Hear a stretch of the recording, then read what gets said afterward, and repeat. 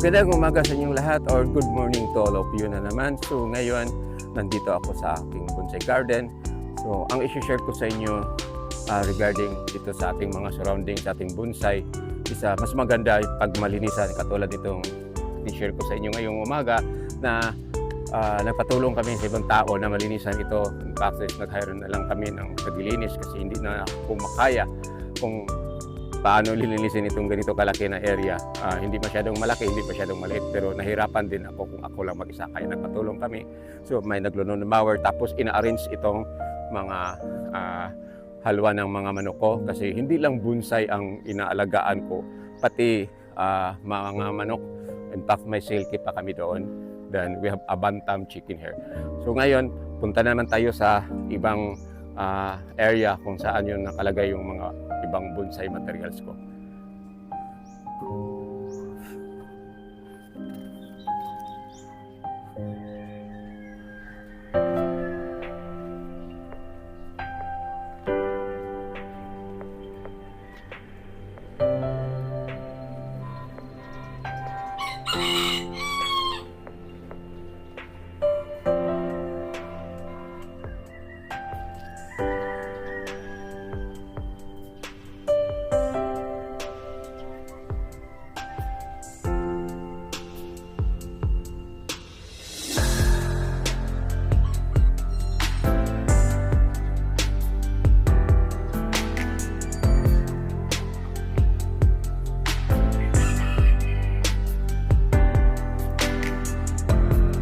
Dito na naman nga area or ito na lugar na dito nakalagay yung mga paborito ko ng mga bonsai materials.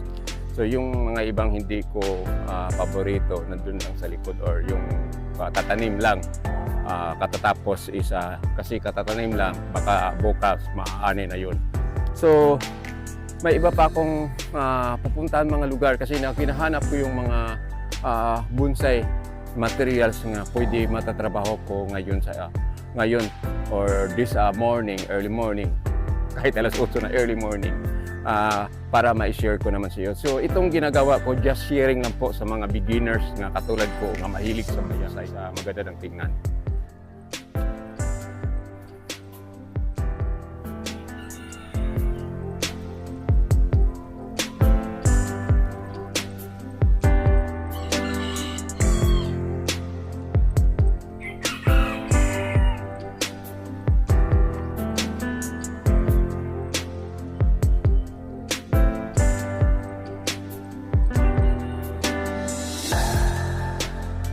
So dito na namang banda yun ang utos sa asawa ko sa akin na dito ilagay yung mga flowering plants. So since ang flowering namin dito is puro lang bougainvillea, so na dito ang klase-klase naming bougainvillea.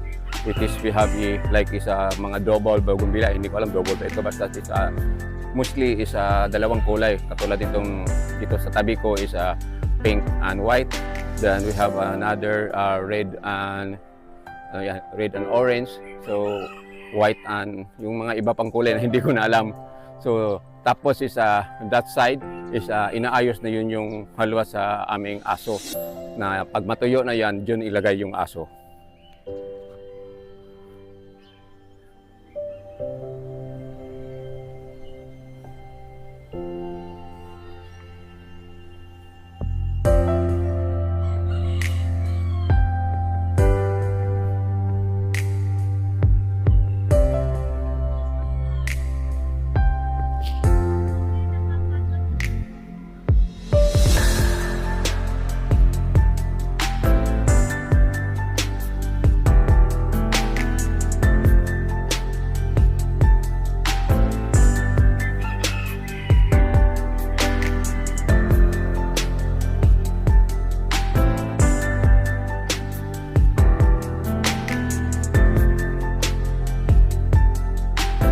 Dito naman sa area na ito, dito ko dinalagay yung mga bonsai materials ko nga hindi pa natatapos kasi wala nang lugar doon sa harap. So dito ko dinalagay. Tapos yun din ang utos ng asawa ko kasi sayang ang space na area na ito na hindi malagyan ng mga halaman or mga bonsai materials. So dati ito ang tinataniman ko ng eggplant at saka yung chili, yung halang, tawag yun, chili.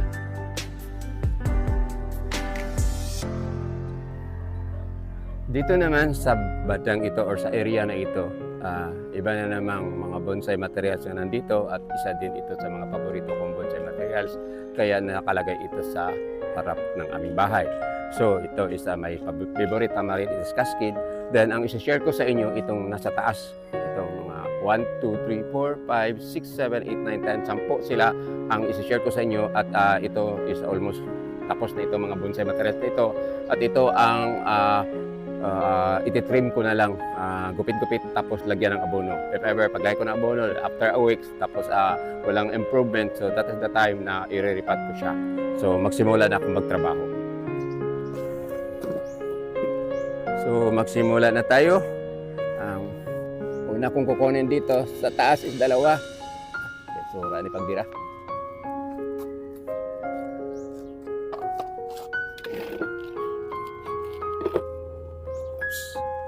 So, ito ang ititrim ko ngayon. So, sa ganitong sitwasyon na medyo ano na itong bonsai materials, almost tapos na or tapos na kasi wala na itong mga wire. So, dahan-dahan na tayo sa paggupit. So, ito yung uunahin ko, itong dalawa na bonsai materials which is Argao Taiwan. So, although hindi ito masyadong maganda, pero sa paggawa is pinahirapan mo, kaya para sa iyo, love mo na itong mga materials na ikaw ang nagdi-design, katulad itong ginawa ko, ako ang nagdi-design ito. So para sa akin is nagustuhan ko kasi ako ang nag-design eh. Imposible naman pag gawa mo tapos hindi ka gusto, so sayang. It's ano. So ang masasabi ko lang na love your own work. So ito. So ang ginagawa ko ngayon is ano lang, for sharing na lang ito. Kasi nakita na niyo ito, so last mga 3 years ago, 5 years ago, hindi ko na matandaan kasi matanda na tayo. So ngayon magsimula na akong maggupit-gupit.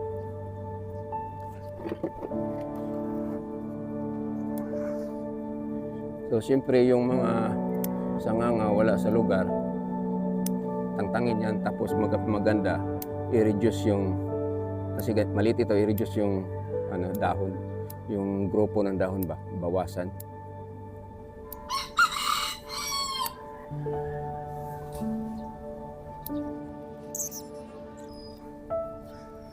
So ito na, natapos ko na yung pangalawa. Ito yung kanina. Tapos ito na naman yung pangalawa. So punta naman tayo sa pangatlo. So may tatlo doon na hindi ko na lang isali. So ito naman ang pangatlo. So itong mga Argao Taiwan ko is na sobra napakaliit na itong dahon.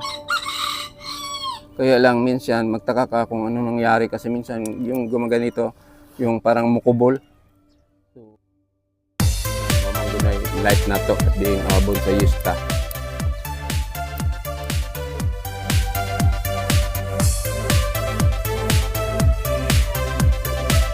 Palit tayo ng upuan kasi kailangan makita natin sa top view kung baka may mga sangap ang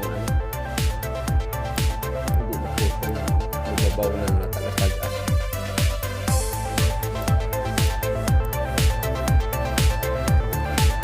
So ayan, second to the last, tapos ko na.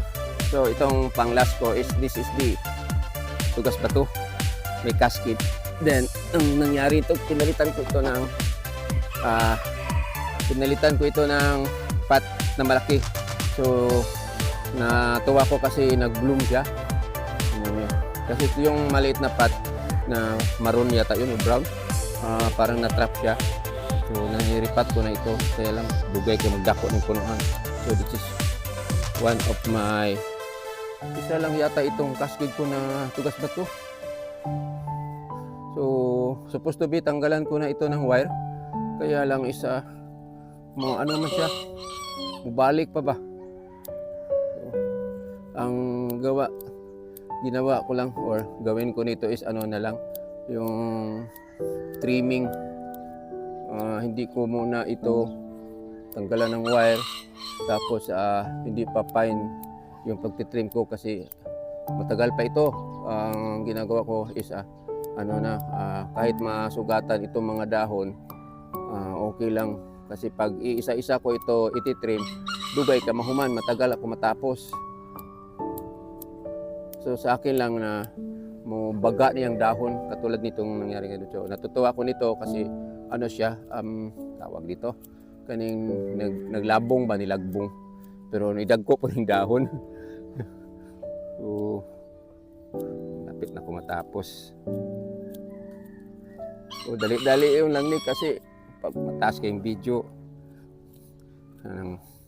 hindi maganda. Itong gamay-gamay ragod atong video.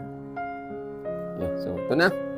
So yan na ang cascade ko na Lucas Bato Bonsai Materials. Sa morning, ito lang masishare ko sa inyo itong portion na dito sa bandang area na ito na natutuwa ko kasi tinutulungan kami nalinisan sa aming mga kapitbahay. Tapos is na-bloom na itong mga iba-iba kong bonsai materials. Although sobrang init ngayon dito sa aming lugar. Marami ng mga damo na namatay. So for this morning, ito lang masishare ko sa inyo. Maraming salamat sa panonood. God bless you all. Have a nice morning ahead of you. Bye-bye!